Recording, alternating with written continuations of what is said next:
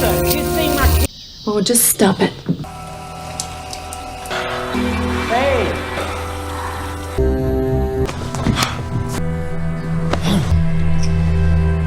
कहानी स्टार्ट होती है और हम एक माइक नाम की आदमी को देखते हैं।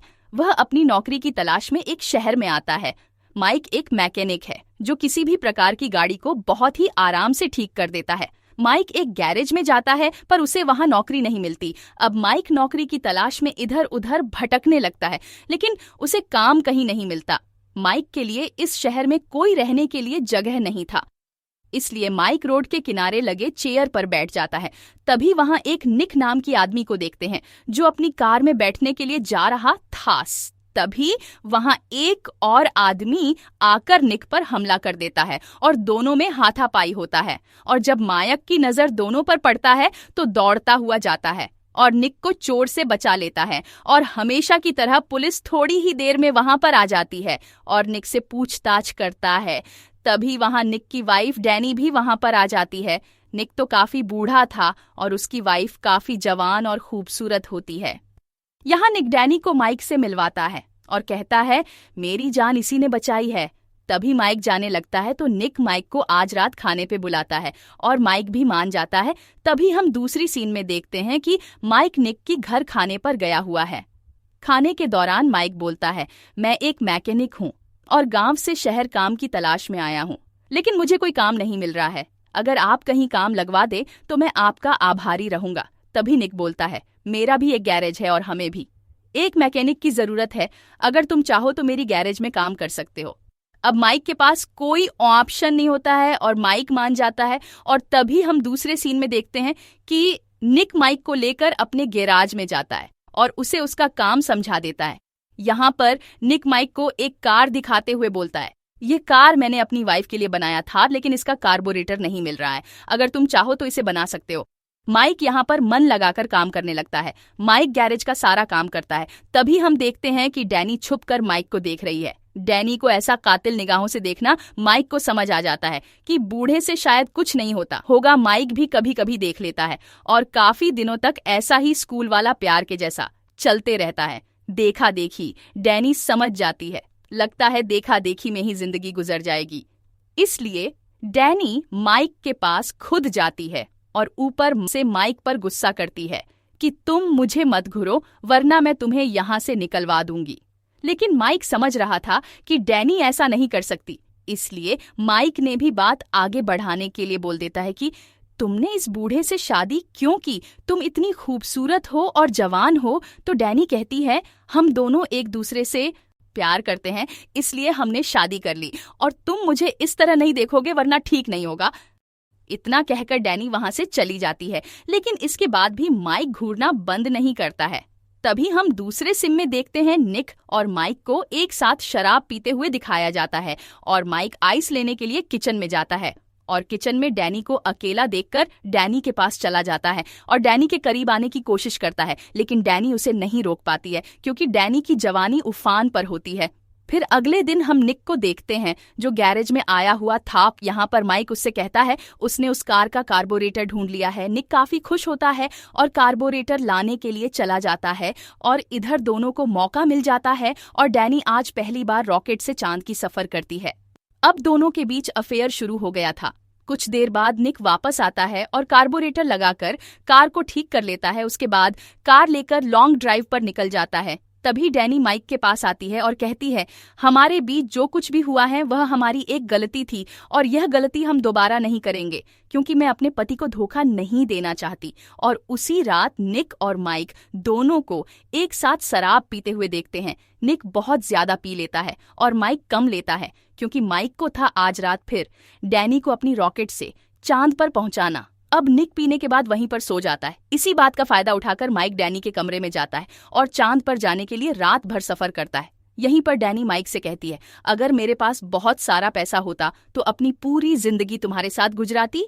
अब हम अगले दिन निक को देखते हैं एक ग्राउंड में। माइक के साथ निक कहता है, ये सारी जमीन मेरी है और जल्द ही इस जमीन की कीमत बढ़ाने वाली है क्योंकि यहाँ से एक हाईवे निकलने वाला है। फिर निक माइक से अपना प्लान बताता है। प्लान बताते हुए कहता है, मैं यहाँ पर मोटर रेसिंग स्टेडियम खोलना चाहता हूँ और अगर मेरा प्लान कामयाब हो जाता है तो मैं बहुत सारा पैसा कमाऊंगा।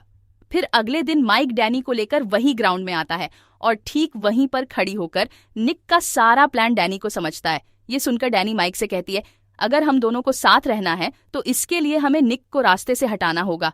ये सुनकर माइक का होश उड़ जाता है क्योंकि डैनी अपने पति को मारने की बात कर रही थी, इसलिए माइक डैनी को ऐसा करने के लिए मना कर देता है। अगले दिन डैनी को निक अपने स्टेडियम का मैप दिखता है। ये सब देखकर डैनी काफी खुश होती है और निक के गले लग जाती है, लेकिन जब माइक उसे गले लगाते देखता है तो माइक को बुरा लगता है और जब रात होता है तो माइक डैनी के पास जाता है और डैनी माइक से कहती है, हमें ये सब बंद करना होगा और मैं तुम्हारे साथ तब तक नहीं रह सकती जब तक मेरे हस्बैंड जिंदा है। यह सुनकर माइक समझ जाता है अगर डैनी के साथ रहना है तो हमें निक को मारना होगा।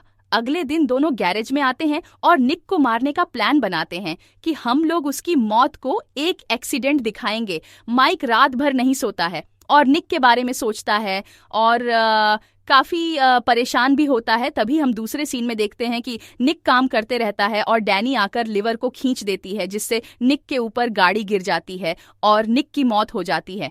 उसके बाद डैनी मार्केट चली जाती है। इधर माइक सब कुछ संभाल लेता है, लेकिन डैनी के सैंडल में खून लग गया था तो वह रास्ते में ही फेंक देती है। उसके बाद सुपरमार्केट से काफी सामान खरीदता है, लेकिन तभी उसके पास पुलिस का कॉल आता है। कॉल आते ही डैनी भागते हुए घर आती है रोते हुए। फिर पुलिस बताता है ये एक एक्सीडेंट था। डैनी इस तरह से रोने का नाटक करती है जैसे कुछ जानती ही नहीं है। इधर पुलिस को देखते हैं जो आपस में बातें करता है कि एक एक्सीडेंट नहीं, एक मर्डर है। पुलिस को डैनी की जवानी पर शक होता है। उसे लग रहा था कि दोनों मिलकर निक को मार दिया है, लेकिन सबूत न रहने के कारण उसे कुछ नहीं कर सकता। इधर डैनी और माइक उसे सैंडल को ढूंढते हैं और ढूंढकर जला देते हैं, जिस पर खून लगा था। थोड़ी देर बाद हम पुलिस को छानबीन करते हुए देखते हैं, लेकिन कोई भी सबूत नहीं मिलता है। फिर अगले दिन पुलिस माइक से पूछताछ करने के लिए आता है तो माइक बताता है गैरेज का लीवर काफी पुराना था, जिसकी वजह से वह टूट गया और उसकी वजह से यह हादसा हो गया। लेकिन फिर भी पुलिस को यकीन नहीं होता है, इसीलिए चुपचाप जासूसी करने लगता है। माइक और डैनी दोनों काफी दिन तक साथ रहते हैं। तभी डैनी रहती है, मैं माँ बनने वाली हूँ। यह सुनकर माइक काफी खुश होता है, लेकिन उसे दिन माइक को नींद नहीं आती है और वह रात भर काफी परेशान रहता है। फिर अगले दिन डैनी को बिन बताए माइक पुलिस के पास पहुंच जाता है और इस बात को एक्सेप्ट कर लेता है कि निक को मैंने ही मारा था और इसमें डैनी की कोई गलती नहीं है। इधर जब डैनी की आंखें खुलती हैं तो एक लेटर मिलता है। लेटर पर माइक ने लिखा था, जब मेरा जन्म हुआ था तब मेरा माँ बाप जेल में था और मैं ये नहीं चाहता कि मेरा बच्चा भी जेल में पैदा हो, इसलिए मैंने खुद को पुलिस के हवाले कर दिया है। इसके बाद कुछ साल बाद को दिखाया जाता है। अब डैनी का मोटर रेसिंग का स्टेडियम तैयार था और सारा बिजनेस डैनी संभाल रही थी।